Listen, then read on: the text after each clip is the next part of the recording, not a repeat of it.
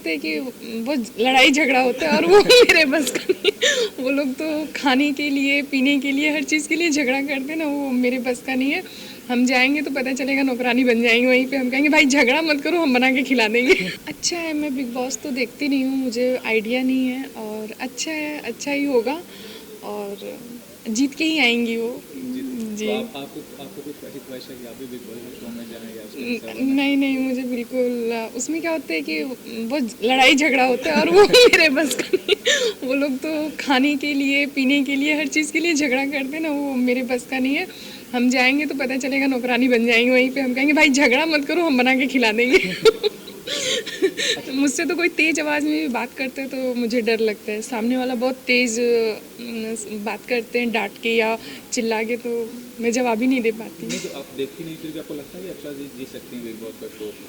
इस शो को जीतना क्या उनमें वो क्षमता है, नजर आता हाँ है आपको? बिल्कुल बिल्कुल, सभी लोग बहुत बहुत अच्छे हैं, और सभी लोग जो भी हो, मतलब जब देखी ही नहीं हूँ तो क्या बताऊँ, लेकिन अगर वहाँ तक पहुँची हैं तो उनके अंदर टैलेंट होगा तभी वो पहुँची हैं वहाँ तक, तो अच्छा है ये।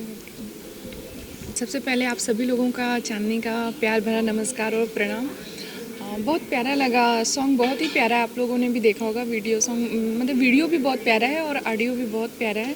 और तन्वी म्यूजिक से मैंने काफ़ी, मतलब एल्बम तो ये फर्स्ट है, लेकिन फिल्में हमने बहुत किया है, तो बहुत अच्छा लगता है बाबूजी के साथ काम करके, डायरेक्टर धीरू सर के साथ काम करके, और रितेश जी के साथ भी काम करके बहुत अच्छा लगता है।